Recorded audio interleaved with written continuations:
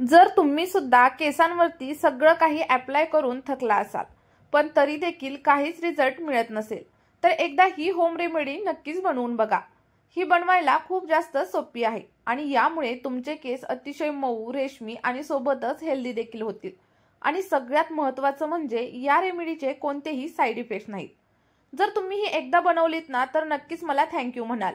आणि आजचा व्हिडिओ खूप जास्त छोटा आहे त्यामुळे शेवटपर्यंत नक्की बघा आणि आपल्या व्हिडिओला एक लाईक देखील नक्कीच करा। सोबतच हा व्हिडिओ तुम्ही कुठून पाहताय ते देखील मला कमेंट मध्ये सांगायला विसरू नका। चला तर मग वेळ न घालवता आपल्या आजच्या रेमेडीला आपण सुरुवात करूया। बघा, आजची रेमेडी बनवण्यासाठी सगळ्यात महत्त्वाचं म्हणजे आपल्याला लागणार आहे ती म्हणजे जास्वंदाची फुलं। तर जास्वंदाच्या फुलांना काही लोक चायना रोज असं देखील म्हणतात। बघा, आपल्याला 5 ते 6 जास्वंदाची फुलं मिळाली तरीही पुरेशी आहेत। जर तुमची हेअर लेंथ कमी असेल तर तुम्ही 1-2 फुलं घेतली तरी देखील चालू शकतं। आणि जर तुम्हाला जास्वंदाची फुलं मिळाली नाहीत तर तुम्ही फक्त जास्वंदाची पानं देखील नक्कीच वापरू शकता, कारण फुलांपेक्षा जास्त प्रभावी ही जास्वंदाची पानं असतात। आता त्यासोबत आपण याच्यामध्ये ऍड करणार आहोत कढीपत्ता।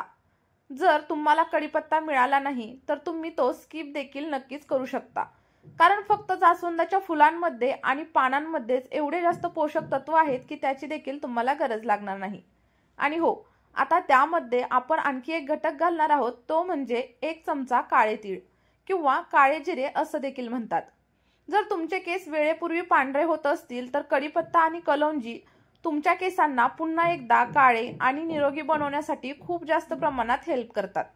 आता बघा, या सगळ्या मिश्रणामध्ये आपल्याला 1 ग्लास पाणी ऍड करायचं आहे।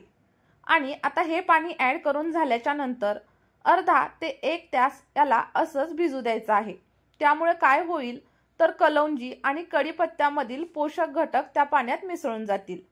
बघा, हे पाणी त्या सर्व नैसर्गिक गुणांनी भरलेलं असेल। इथं मी 15 मिनिटच ठेवलेलं आहे, पण तुम्हाला जर टाइम असेल तर तुम्ही 1 तास किंवा 1.5 तास देखील हे मिश्रण असंच झाकून ठेवू शकता। त्यानंतर आपल्याला आता हे मिश्रण हाताच्या साहाय्याने किंवा मग चमच्याच्या साहाय्याने व्यवस्थित असं स्मॅश करून घ्यायचंय। तुम्हाला इथं दिसून येईल की जास्वंदाच्या फुलांमधून आणि पानांमधून जेल सारखा एक घट्ट पदार्थ बाहेर निघतोय। जसं जसं तुम्ही हे मिश्रण स्मॅश कराल ना तसं तसं पाणी हलक्या जेलमध्ये कन्वर्ट होईल। आणि बघा, किती मऊसर आणि स्लाइम सारखं पाणी इथं रेडी झालेलं आहे। जर तुम्हाला फुलं मिळाली नाहीत ना तर तुम्ही हीच प्रक्रिया फक्त जास्वंदाच्या पानांनी देखील नक्कीच तयार करू शकता। पण मी तुम्हाला एकच सांगेन की तुम्ही दोन्ही वापरा, कारण याचे परिणाम अधिक चांगल्या प्रकारे आपल्याला मिळून जातात। बघा, हे जे मिश्रण आहे ते व्यवस्थित प्रकारे स्मॅश करून झालेलं आहे। आणि आता आपलं हे जे मिश्रण आहे ना ते तुम्हाला गाळून घ्यायचंय। बघा, एखाद्या गाळणीच्या साहाय्याने किंवा मग एखाद्या कॉटनच्या साहाय्याने ना तुम्ही हे जे जेल आहे ते गाळून घेऊ शकता। इथं मी एका गाळणीच्या साहाय्याने व्यवस्थित असं जेल गाळून घेतलेलं आहे। आणि गाळून झाल्याच्या नंतर तुम्ही इथं बघू शकता एकदम छान असं जेल आपलं रेडी देखील झालेलं आहे। आणि त्यानंतर बघा, आता हे जे रेडी झालेलं जेल आहे ते आपल्याला एखाद्या स्प्रे बॉटलमध्ये ट्रान्सफर करून ठेवायचं आहे। जेणेकरून काय होतं, स्प्रे बॉटलमध्ये जर आपण टाकलं ना तर आपल्याला केसांवरती अप्लाय करायला खूप जास्त सोपं जातं। आणि आपण स्प्रे बॉटलमध्ये हे जेल ऍड केल्याच्या नंतर ते आपण केसांच्या मुळांपर्यंत देखील व्यवस्थित प्रकारे स्प्रे करू शकतो।